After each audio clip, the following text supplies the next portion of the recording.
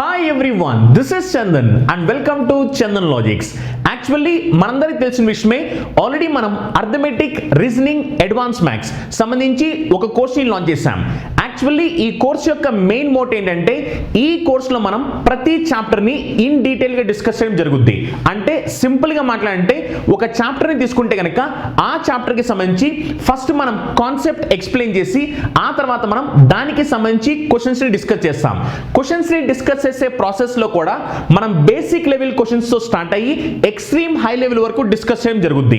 అలానే ఆ పర్టికులర్ చాప్టర్కి సంబంధించి ప్రీవియస్ ఎగ్జామినేషన్లో క్వశ్చన్స్ ఎలా అడుగుతున్నారు, వాటిని మనం స్మార్ట్గా ఎలా సాల్వ్ చేయాలి అనేది కూడా మనం ప్రతి చాప్టర్లో డిస్కస్ చేయబోతున్నాం అనమాట.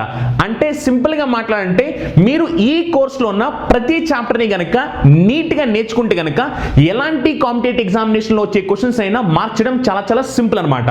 సో ఒకవేళ మీలో ఎవరైనా ఇంట్రెస్టెడ్ క్యాండిడేట్స్ ఉంటే కనుక కింద డిస్క్రిప్షన్లో చందన్ లాజిక్స్ యాప్ లింక్ ఉంది, మీరు డౌన్లోడ్ చేసి చూడొచ్చు.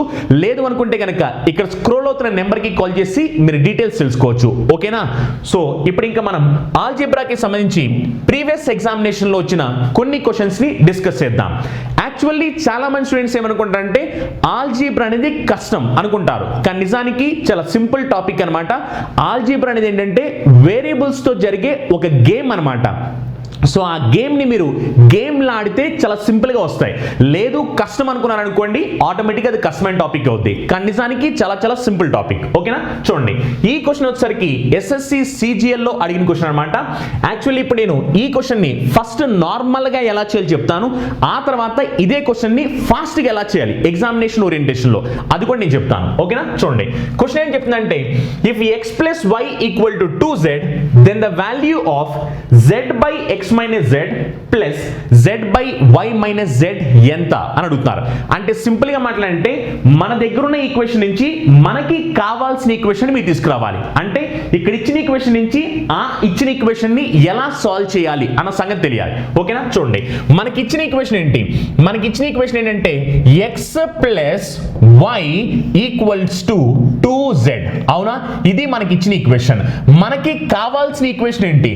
మనకి కావాల్సిన ఈక్వేషన్ ఏంటంటే z by x minus z plus z by y minus z. అంటే సింపుల్ గా మాట్లాడంటే, మనకి ఇచ్చిన ఈక్వేషన్ నుంచి మనకి కావాల్సిన ఈక్వేషన్ వాల్యూ తెలుసుకోవాలి, అంతే, ఇంకేం లేదు. సో నేనేం చేస్తానంటే, ఇక్కడ ఇచ్చిన 2z ని ఇప్పుడు నేను ఏమని రాస్తానంటే, ఈ 2z ని కాస్త z ప్లస్ z అని రాస్తున్నాను. ఓకేనా? 2z ని z ప్లస్ z అని రాస్తున్నాను.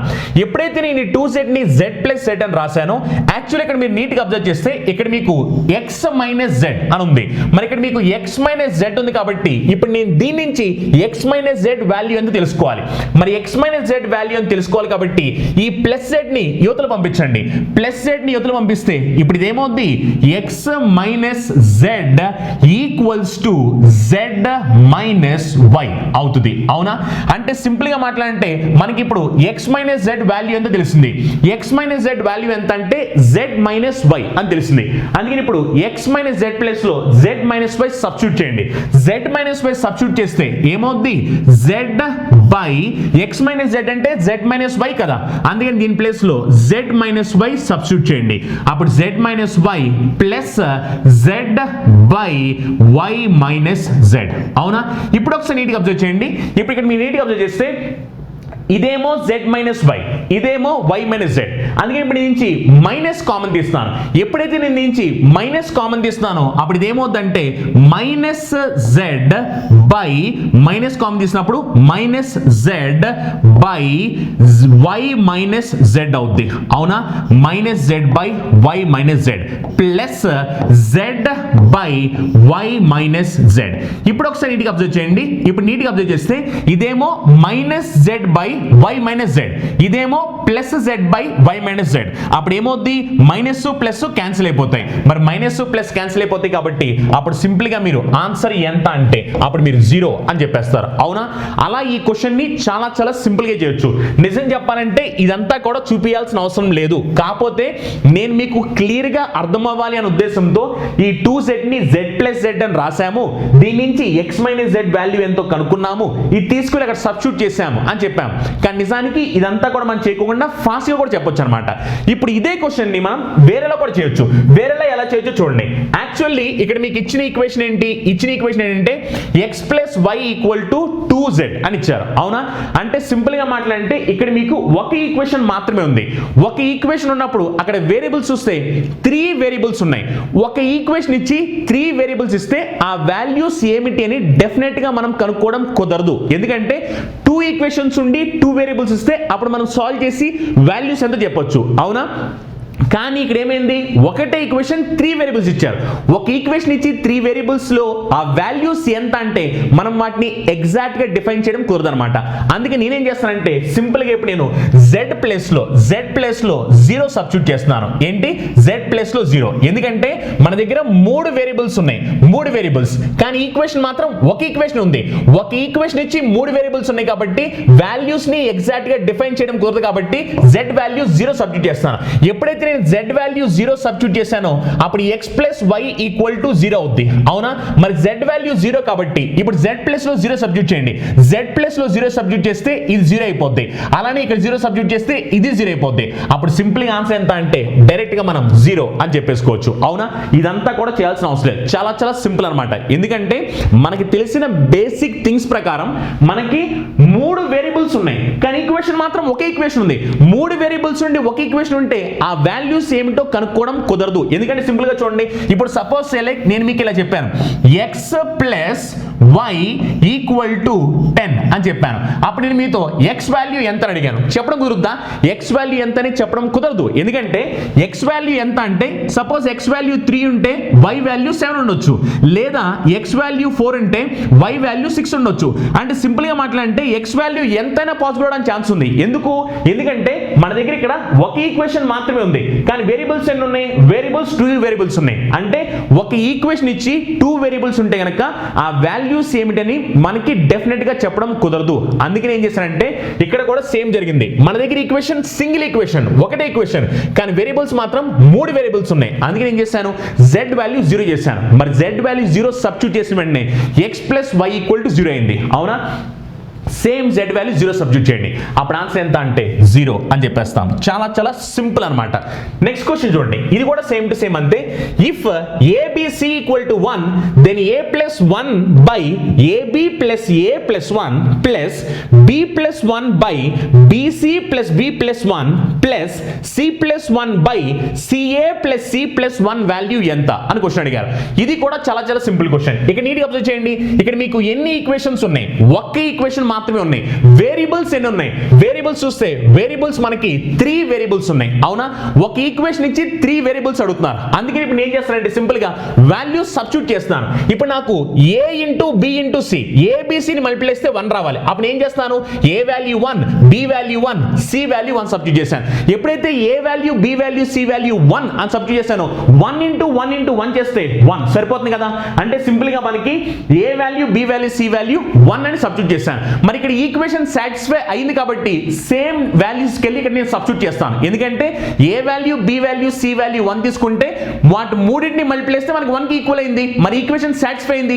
ఈక్వేషన్ సాటిస్ఫై అయింది కాబట్టి ఇప్పుడు సేమ్ వాల్యూస్ సబ్స్టిట్యూట్ చేస్తున్నాను. చూడండి, సబ్స్టిట్యూట్ చేస్తే ఏ వాల్యూ 1 అవుద్ది. అవునా? ఏ వాల్యూ 1 అయితే 1 ప్లస్ 1 ఎంత? 2 అవుద్ది. బై ఇక్కడ 1 ఇంటూ 1 అంటే 1 ప్లస్ 1 ప్లస్ 1. అవునా? అంటే సింపుల్ గా మాట్లాడంటే ఈ 3 మనం యాడ్ చేస్తే అప్పుడు ఇది 3 అవుద్ది. Same to same plus 1 plus 1 చేస్తే 2 డివైడ్ బై 1 ప్లస్ 1 ప్లస్ 1 చేస్తే 3 వచ్చుద్ది. ప్లస్ సేమ్ ఇలానే ఇక్కడ కూడా చేస్తే 2 బై 3 వచ్చుద్ది. అవునా? ఇప్పుడు ఈ మొత్తాన్ని యాడ్ చేస్తే ఏమవుద్ది? 2 ప్లస్ 2 ప్లస్ 2 చేస్తే ఏమవుద్ది? 6 బై 3. 6 బై 3 అంటే అప్పుడు మన ఆన్సర్ ఎంత అంటే 2 అని చెప్పొచ్చు. అవునా? చాలా చాలా సింపుల్ అనమాట. జస్ట్ నేను చేసిందా ఏంటంటే నాకు ఒక ఈక్వేషనే ఉంది, 3 వేరియబుల్స్ ఉన్నాయి. అందుకే నేను ఏం చేశానంటే వాల్యూ సబ్స్టిట్యూట్ చేశాను. a equal to b equal to c equal to 1 అని సబ్స్టిట్యూట్ చేశాను. అప్పుడు 1 ఇంటూ 1 ఇంటూ 1 చేస్తే మనకి అప్పుడు ఆటోమేటిక్ గా 1 సరిపోయింది. మరి 1 సరిపోయింది కాబట్టి సేమ్ వాల్యూస్ కూడా సబ్స్టిట్యూట్ చేశాను. సబ్స్టిట్యూట్ చేస్తే 2 బై 3 2 బై 3 2 బై 3 మొత్తాన్ని సాల్వ్ చేస్తే అప్పుడు మనకి ఆన్సర్ ఎంత వచ్చిందంటే 6 బై 3 అంటే 2 అని వచ్చింది. ఓకేనా? చాలా చాలా సింపుల్ అనమాట. నెక్స్ట్ క్వశ్చన్ చూడండి, ఇవి వచ్చేసరికి మెయిన్స్ ఎగ్జామినేషన్ అడిగిన క్వశ్చన్స్ అనమాట. చాలా చాలా ఇంపార్టెంట్ ప్యాటర్న్. ఇలాంటి ప్యాటర్న్ లో చాలా సార్లు క్వశ్చన్ అడుగుతుంటారు. చాలా చాలా ఇంపార్టెంట్ అనమాట ఇవి.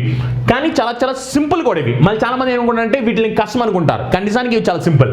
క్వశ్చన్ చూడండి ఏం చెప్తున్నారు, if a plus a square plus a cube minus 1 equal to 0 then find a cube plus 1/a. ఒకసారి నీట్గా అబ్జర్వ్ చేయండి. నీట్గా అబ్జర్వ్ చేస్తే యాక్చువల్లీ మీ క్వశ్చన్లో a క్యూబ్ ఉంది, మీకు కావాల్సిన దాంట్లో కూడా a క్యూబ్ ఉంది. ఇక్కడ మీరు చూస్తే కనుక ఇక్కడ మీకు 1/a లేదు, కానీ మీకు కావాల్సిన ఈక్వేషన్లో 1/a ఉంది. అంటే మీకు ఇప్పుడు ఈ 1/aని ఎలా తీసుకురావాలి అన్న సంగతి తెలియాలి. ఓకేనా? వన్స్ మీకు ఈ 1/a ఎలా తీసుకురావాలో తెలిస్తే ఇలాంటి ప్యాటర్న్ ఆఫ్ క్వశ్చన్స్ ని చాలా సింపుల్ గా సాల్వ్ చేయొచ్చు అనమాట. ఓకేనా? చూడండి ఒకసారి మనకి ఇచ్చిన ఈక్వేషన్ ఏంటి? ఇచ్చిన ఈక్వేషన్ ఏంటంటే a plus a square plus a cube minus 1 equal to 0. అవునా? ఇది మనకి ఇచ్చిన ఈక్వేషన్. ఇప్పుడు నేనేం చేస్తానంటే నాకు ఇప్పుడు a క్యూబ్ వాల్యూ ఉంది, కానీ 1/a లేదు. అందుకే నేను ఏం చేస్తానంటే ఈ ఈక్వేషన్ మొత్తాన్ని మల్టిప్లై చేస్తాను. దేంతో మల్టిప్లై చేస్తానంటే 1/a తో మల్టిప్లై చేస్తాను. ఎందుకు 1/a తో మల్టిప్లై చేస్తానంటే నాకు అడిగిన క్వశ్చన్ లో 1/a ఉంది. అందుకే నేను ఈక్వేషన్ మొత్తాన్ని 1/a తో మల్టిప్లై చేస్తాను. 1/a తో మల్టిప్లై చేస్తే a into 1/a, a into 1/a అంటే 1 plus a square into 1/a, a square into 1/a అంటే a plus a cube into 1/a, a cube into 1/a అంటే a square minus 1 into 1/a, minus 1 into 1/a అంటే minus 1/a equal to 0. అవునా? ఇప్పుడు చూడండి మనకి కావాల్సింది ఏంటి? మనకి కావాల్సింది ఏంటంటే a cube plus 1/a value కావాలి. మరి a cube plus 1/a value కావాలి కాబట్టి ఇక్కడ a క్యూబ్ ఉంది, ఇక్కడ 1/a ఉంది. అందుకే ఇప్పుడు ఏం చేస్తారంటే ఈ రెండు ఈక్వేషన్స్ ని సబ్ట్రాక్ట్ చేస్తున్నాను. సబ్ట్రాక్ట్ ఎందుకంటే ఎప్పుడైతే నేను ఈ ఈక్వేషన్ నుంచి ఈ ఈక్వేషన్ సబ్ట్రాక్ట్ చేస్తానో అప్పుడు నాకు a cube plus 1/a value వచ్చింది. అవునా? సబ్ట్రాక్ట్ చేస్తే ఏమవుతుంది చూడండి. సబ్ట్రాక్ట్ చేస్తే a క్యాన్సిల్ అయిపోతాయి, అలానే a స్క్వేర్ క్యాన్సిల్ అయిపోతాయి. ఎందుకంటే a లో నుంచి a సబ్ట్రాక్ట్ చేసాం కదా, క్యాన్సిల్ అయిపోతాయి. a స్క్వేర్ లో నుంచి a స్క్వేర్ సబ్ట్రాక్ట్ చేసాం కదా, క్యాన్సిల్ అయిపోతాయి. ఇప్పుడు చూడండి అప్పుడు మనకి ఇంకా ఏ మిగిలిపోతాయి అంటే a cube minus of minus 1/a, minus of minus అంటే ప్లస్ కదా, అప్పుడు a క్యూబ్ ప్లస్ 1/a అవుద్ది. అవునా? ఎందుకంటే సబ్ట్రాక్షన్ చేసినప్పుడు మైనస్ ఆఫ్ మైనస్ అంటే ప్లస్ అవుద్ది. మరి మైనస్ ఆఫ్ మైనస్ ప్లస్ కాబట్టి a cube plus 1/a minus 2 equal to 0. అవునా? ఎందుకంటే ఇదేమో -1, ఇది -1 చేసినప్పుడు -1 అంటే -2 అవుద్ది. కానీ మనల్ని క్వశ్చన్లో అడిగింది ఏంటి? క్వశ్చన్లో మనల్ని అడిగింది a cube plus 1/a value ఎంత అని అడిగారు. అప్పుడు ఈ -2ని అవతల పంపించేస్తాం. ఈ -2ని అవతల పంపించేస్తే అప్పుడు సింపుల్ గా మనకి ఆన్సర్ ఎంత వస్తుంది అంటే 2 అని వచ్చుద్ది. అవునా? అంటే value of a cube plus 1/a, a cube plus 1/a ఎంత అంటే 2 అని చెప్తాం. చాలా చాలా సింపుల్ క్వశ్చన్ అనమాట. మీకు ఇలాంటి ప్యాటర్న్ ఆఫ్ క్వశ్చన్స్ అనేవి CGL మెయిన్స్ ఎగ్జామినేషన్ లో చాలా సార్లు అడుగుతుంటారు. ఇలాంటి ప్యాటర్న్ ఆఫ్ క్వశ్చన్స్ వచ్చినప్పుడల్లా మీరు చేయాల్సింది ఏంటంటే మన దగ్గర ఉన్న ఈక్వేషన్ నుంచి మనకి కావాల్సిన ఈక్వేషన్ ని ఎలా తీసుకురావాలి అన్న సంగతి తెలియాలి. అందుకే నేనేం చేశాను, నాకు ఎలాగో a క్యూబ్ కనిపించింది. అవునా? నాకు 1/a కనపట్టలేదు. అందుకే ఏం చేశాను, ఈక్వేషన్ మొత్తాన్ని 1/a తో మల్టిప్లై చేశాను. మల్టిప్లై చేసి ఏం చేశాను, ఈ రెండు ఈక్వేషన్స్ ని సబ్ట్రాక్ట్ చేశాను. రెండు ఈక్వేషన్స్ సబ్ట్రాక్ట్ చేసిన వెంటనే నాకు వెంటనే a cube plus 1/a value వచ్చేసింది. ఎంతని 2. అప్పుడు సింపుల్ గా ఆన్సర్ నేను 2 అని పెట్టేస్తాను. ఓకేనా? చాలా చాలా సింపుల్, చాలా చాలా ఇంపార్టెంట్ కూడా. ఎందుకంటే వీటిల్ని బేస్ చేసుకుని ఎగ్జామినేషన్ లో చాలా సార్లు క్వశ్చన్ అడుగుతుంటారు. చూడండి నెక్స్ట్ క్వశ్చన్ కూడా మెయిన్స్ ఎగ్జామినేషన్ అడిగిన క్వశ్చన్. ఇది కూడా సేమ్ టు సేమ్ మనం ఇందాక చూసిన క్వశ్చన్ లాంటిదే, సేమ్ టు సేమ్ అనమాట. ఓకేనా? చూడండి క్వశ్చన్ ఏం చెప్తున్నారు. క్వశ్చన్ చెప్పిన దాని ప్రకారం 9b² ప్లస్ 1/b² వాల్యూ ఎంత అంటే 3 అని చెప్పారు.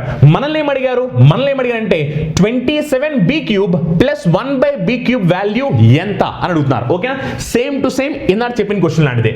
చూడండి ఇప్పుడు మనకి ఇచ్చిన ఈక్వేషన్ ఏంటి? ఇచ్చిన ఈక్వేషన్ ఏంటంటే 9b² plus 1/b² equal to 3. అవునా? ఇది మనకి ఇచ్చిన ఈక్వేషన్. మనల్ని అడిగిన ఈక్వేషన్ ఏంటి? మనల్ని అడిగింది ఏంటంటే 27b³ ప్లస్ 1/b³ వాల్యూ ఎంత అని అడిగారు. అవునా? అందుకే ఇప్పుడు చూడండి నేనేం చేస్తానంటే మనకి కావాల్సిన వాల్యూ తీసుకురావాలి అంటే ఇక్కడ మనకి 9b² ఉంది, కానీ ఇక్కడ మనకేముంది 27b³ ఉంది. అందుకే ఇప్పుడు ఏం చేస్తానంటే ఈక్వేషన్ ఈక్వేషన్ మొత్తాన్ని 3b తో మల్టిప్లై చేస్తున్నాను. ఓకేనా, ఈక్వేషన్ మొత్తాన్ని 3b తో మల్టిప్లై చేస్తున్నాను. ఎందుకంటే నాకు కావాల్సిన ఈక్వేషన్ రావాలి అంటే ఈక్వేషన్ ని 3b తో మల్టిప్లై చేయాలి. మరి 3b తో మల్టిప్లై చేస్తే ఏమవుద్ది? 3b తో మల్టిప్లై చేస్తే అప్పుడు ఇది ఏమవుద్ది? 27b క్యూబ్ ప్లస్ ఇక్కడ 3b ఇంటూ 1/b² అంటే అప్పుడు ఇది ఏమవుద్ది?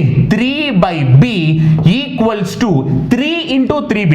3 ఇంటూ 3b అంటే 9b అవుద్ది. అవునా, ఇది ఫస్ట్ మనకి 27b cube plus 3/b equal to 9b. ఇప్పుడు మనం ఈక్వేషన్ మొత్తాన్ని 3b తో మల్టిప్లై చేస్తే నెక్స్ట్ చూడండి, నాకు 1/b³ కూడా కావాలి. మరి 1/b³ కూడా కావాలి కాబట్టి ఇప్పుడు నేను ఏం చేస్తానంటే ఈక్వేషన్ మొత్తాన్ని మళ్ళీ సేమ్ ఈక్వేషన్ మొత్తాన్ని ఇప్పుడు నేను 1/b తో మల్టిప్లై చేస్తాను. ఓకేనా, ఎందుకంటే నాకు 1/b³ కావాలి, అందుకని ఈక్వేషన్ మొత్తాన్ని 1/b తో మల్టిప్లై చేస్తాను. ఎప్పుడైతే ఈక్వేషన్ మొత్తాన్ని 1/b తో మల్టిప్లై చేస్తానో అప్పుడు ఏమవుద్ది? 1/b తో మల్టిప్లై చేసినప్పుడు 9b plus 1/b cube equal to 3/b అవుద్ది. అవునా, ఇప్పుడు మనకు కావాల్సిన ఈక్వేషన్ వచ్చేస్తుంది. ఇప్పుడు సింపుల్ గా చూడండి, యాక్చువల్లీ మీరు దీన్ని డైరెక్ట్ గా క్యాన్సిల్ చేసుకోవచ్చు, లేదు అనుకుంటే కనుక ఇక్కడ మీరు నీట్ గా అబ్జర్వ్ చేయండి. యాక్చువల్లీ 3 అవతల పక్కన ఉంది, 3 అవతల పక్కన ఉంది కాబట్టి 3 అవతల పంపించారు అనుకోండి. 3 అవతల పంపిస్తే ఏమవుతుంది? అప్పుడు ఇది +3 కాస్త -3 ఈక్వల్ టు 0 అయిపోద్ది. అవునా, ఎప్పుడైతే ఇది -3 అవుతుందో అంటే సింపుల్ గా నేను ఇందాక చెప్పిన క్వశ్చన్ నాని చూపిస్తాను. కావాలనుకుంటే మీరు డైరెక్ట్ ఇక్కడే ఉంచి క్యాన్సిల్ చేసుకోవచ్చు, లేదు మళ్ళీ కొంతమందికి అర్థం కాదేమో ఉద్దేశంతో ఈ +3 ఎదురు పంపిస్తే -3 అవుద్ది. మరి -3 అయినప్పుడు ఇదేమవుద్ది? మనం మల్టిప్లై చేసినప్పుడు ఇది -9b ఈక్వల్ టు 0 అవుద్ది. ఇదేమవుద్ది? -3/b ఈక్వల్ టు 0 అవుద్ది. ఇందాక జస్ట్ రైట్ హ్యాండ్ సైడ్ ఉన్నాయి, ఇప్పుడు నేను లెఫ్ట్ హ్యాండ్ సైడ్ పంపించాను. లెఫ్ట్ హ్యాండ్ సైడ్ పంపించినప్పుడు 3b తో మల్టిప్లై చేసినప్పుడు ఏమో 27b cube plus 3/b -9b equal to 0.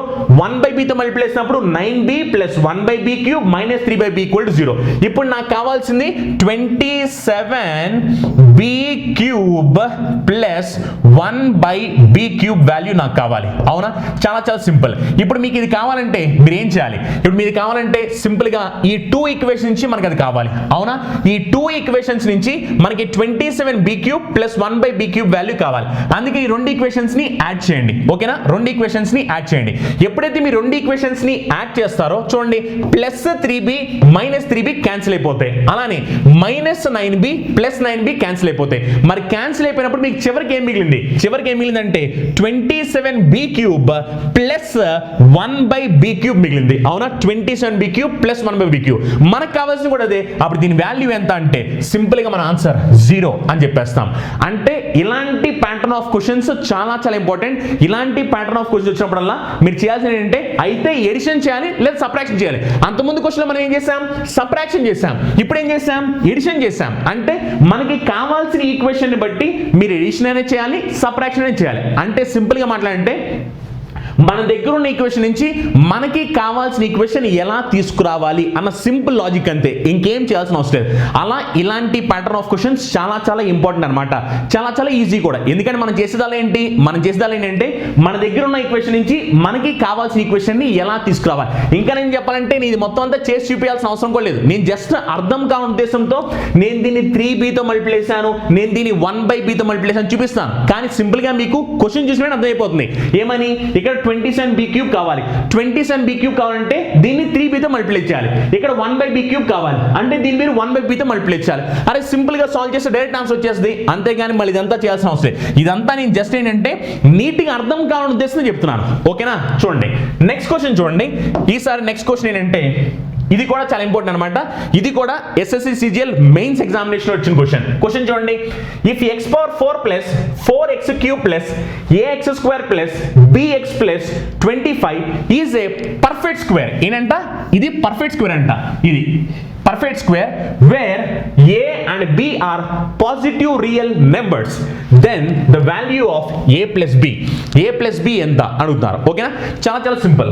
ఇలాంటి ప్యాటర్న్ ఆఫ్ క్వశ్చన్స్ వచ్చినప్పుడల్లా సింపుల్ మీరు చేయాల్సింది ఏంటంటే ఇలాంటి ప్యాటర్న్ ఆఫ్ క్వశ్చన్స్ వచ్చినప్పుడల్లా అయితే x వాల్యూ 1 లేదా -1 అని సబ్స్టిట్యూట్ చేస్తే చాలు, ఇంకేం చేయాల్సిన అవసరం లేదు. ఇలాంటి ప్యాటర్న్ ఆఫ్ క్వశ్చన్స్ వచ్చినప్పుడల్లా అయితే మీరు x వాల్యూ 1 అని సబ్స్టిట్యూట్ చేయండి లేదా -1 సబ్స్టిట్యూట్ చేయండి, ఇంకేం చేయాల్సిన అవసరం లేదు. చూడండి ఇప్పుడు నేను x వాల్యూ 1 అని సబ్స్టిట్యూట్ చేస్తున్నాను. ఈక్వేషన్ లో x వాల్యూ 1 అని సబ్స్టిట్యూట్ చేస్తే అప్పుడు ఏమవుద్ది?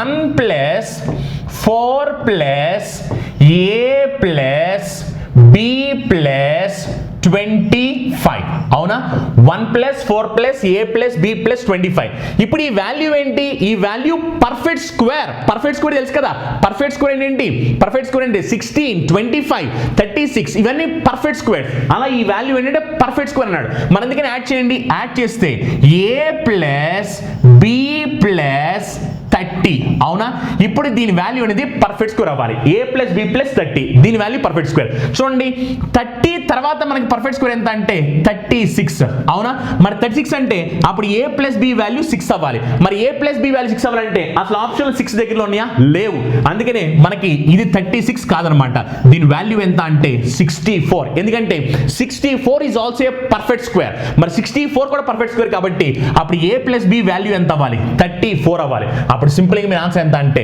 34 అని చెప్పేస్తారు అంతే ఇదంతా చేస్తా కూర్చుంటే టైం సరిపోద్దా అందుకనే ఎగ్జామినేషన్ ఓరియంటేషన్లో మనకి ఇలాంటి క్వశ్చన్స్ వస్తే మీరు సింపుల్గా చేయాల్సింది ఏంటంటే సింపుల్గా మీరు ఎక్స్ వాల్యూ 1 లేదా -1 అని పెట్టండి ఎప్పుడైతే ఎక్స్ వాల్యూ 1 లేదా -1 అని సబ్స్టిట్యూట్ చేస్తారో ఆటోమేటిక్గా ఇలాంటి ప్యాటర్న్ ఆఫ్ క్వశ్చన్స్ని చాలా సింపుల్గా సాల్వ్ చేయొచ్చు అనమాట ఓకేనా చూడండి ఆల్జీబ్రా అసలు కష్టమైందా చాలా సింపుల్ అనమాట దీంట్లో మీకు జస్ట్ తెలియాల్సింది క్వశ్చన్స్ ఎలా అడుగుతున్నారు వాటిని ఎలా సాల్వ్ చేస్తున్నారు ఈ సింపుల్ లాజిక్ తెలిసే చాలు ఇంకేం చేయాల్సిన అవసరం లేదు and most of the time ఏంటంటే ఫిక్స్డ్ ప్యాటర్న్లో క్వశ్చన్స్ పడుతూ ఉంటాయి కొన్నిసార్లు మనం టెస్ట్ చేద్దామని క్వశ్చన్స్ ఏంటంటే చాలా సింపుల్ క్వశ్చన్లు ఇస్తారు కానీ ఆ క్వశ్చన్ని మనం నీట్గా అర్థం చేసుకుంటే అప్పుడు ఈజీగా పెట్టగలుగుతాం లేకపోతే పెట్టడం కుదరదు ఓకేనా చూడండి నెక్స్ట్ క్వశ్చన్ వచ్చేసరికి ఇది కూడా సిజిఎల్ మెయిన్స్ ఎగ్జామినేషన్ వచ్చిన క్వశ్చన్ ఇలాంటి ప్యాటర్న్ ఆఫ్ క్వశ్చన్స్ కూడా చాలా ఇంపార్టెంట్ ఇవి కూడా చాలా సింపుల్ ప్యాటర్న్ అన్నమాట చూడండి క్వశ్చన్ చెప్పిన దాని ప్రకారం 1/1 plus x plus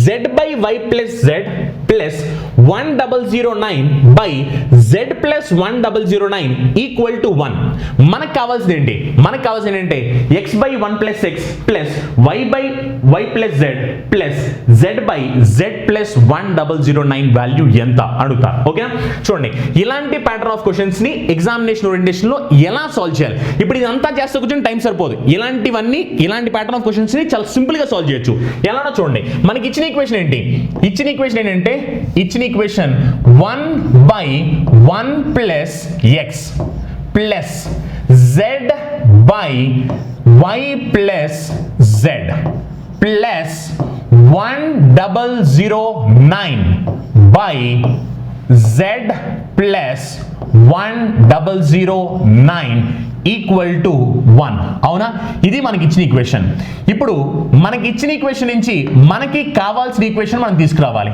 అవునా సో ఇచ్చిన ఈక్వేషన్ లో 1009 బై z ప్లస్ 1009 వాల్యూ ఎంత అంటే 1 అని చెప్పారు ఇప్పుడు చూడండి మనకి కావాల్సింది ఏంటంటే x by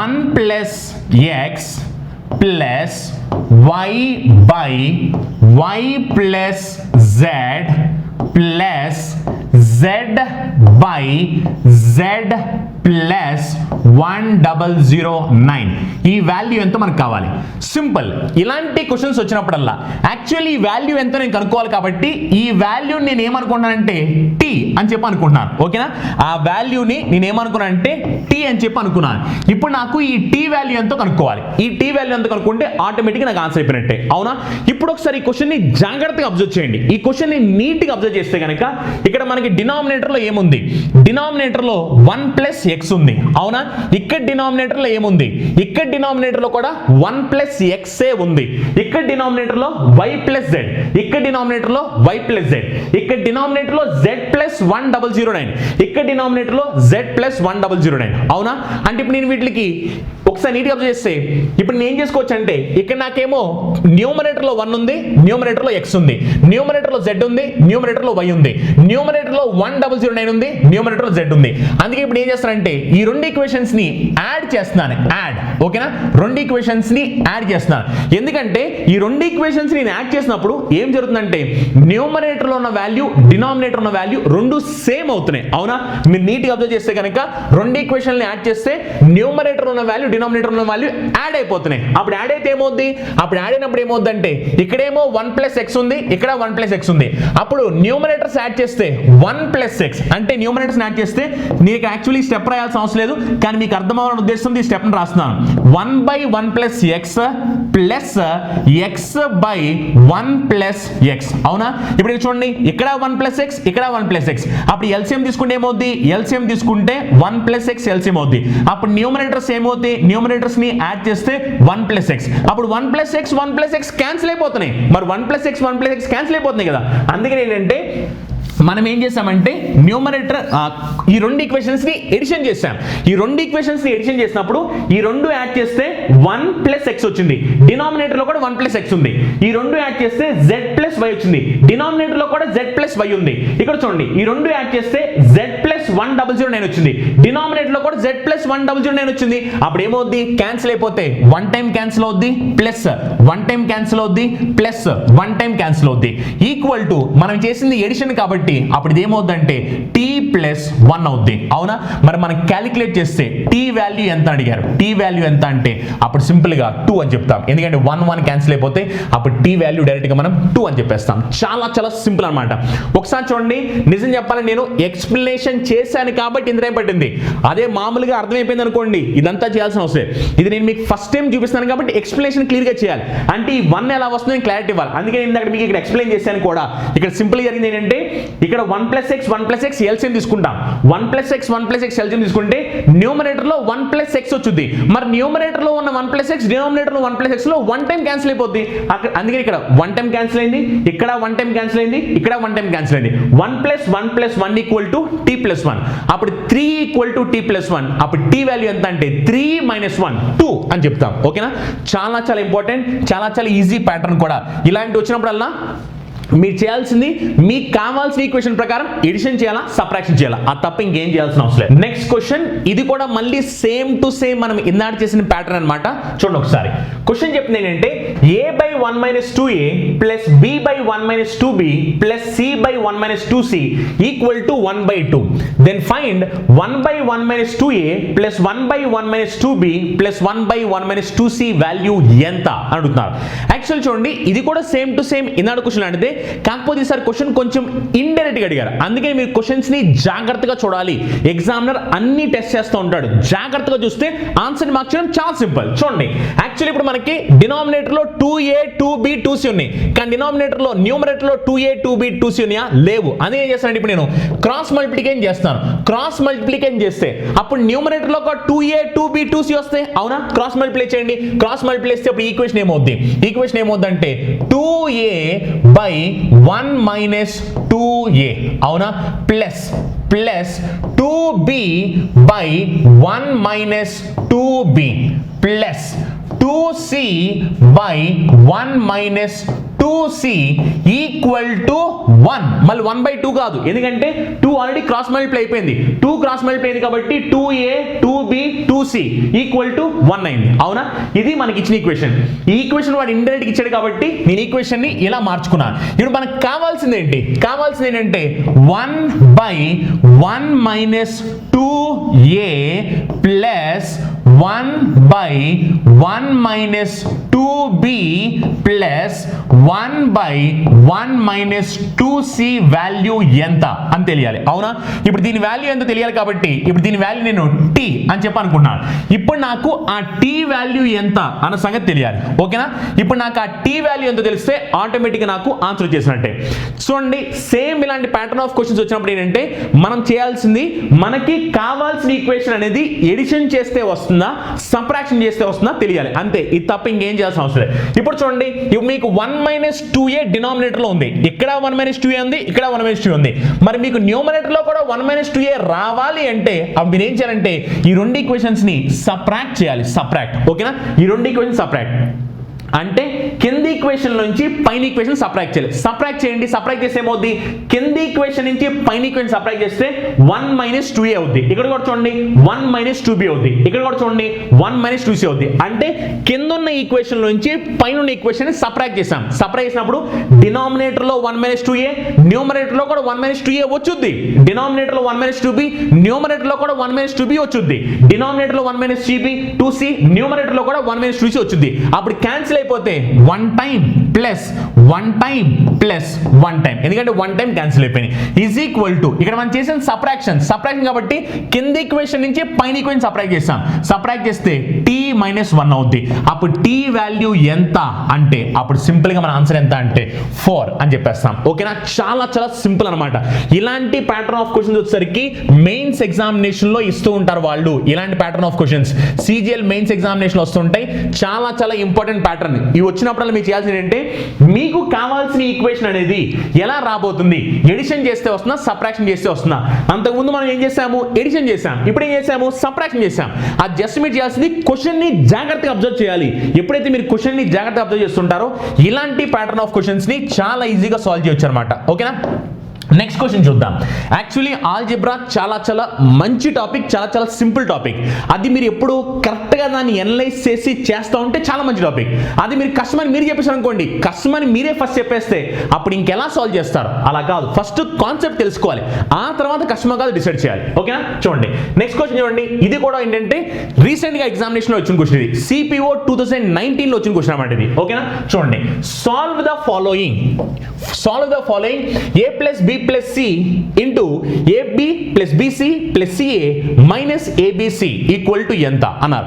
ఇప్పుడు ఈ క్వశ్చన్ మనం చేస్తా కూర్చున్నాం అనుకోండి, టైం వేస్ట్ అయిపోద్ది. ఎందుకంటే ఇక్కడ మీరు చూస్తే ఒకటే ఈక్వేషన్ ఉంది, కానీ వేరియబుల్స్ ఎన్ని ఉన్నాయి, వేరియబుల్స్ 3 వేరియబుల్స్ ఉన్నాయి. అవునా, అందుకే ఇప్పుడు ఈక్వేషన్ మీరు చేయకూడదు. ఇప్పుడు ఏం చేస్తానంటే ఫస్ట్ సింపుల్ గా ఏ వాల్యూ 0 సబ్స్టిట్యూట్ చేస్తున్నాను. ఏ వాల్యూ 0.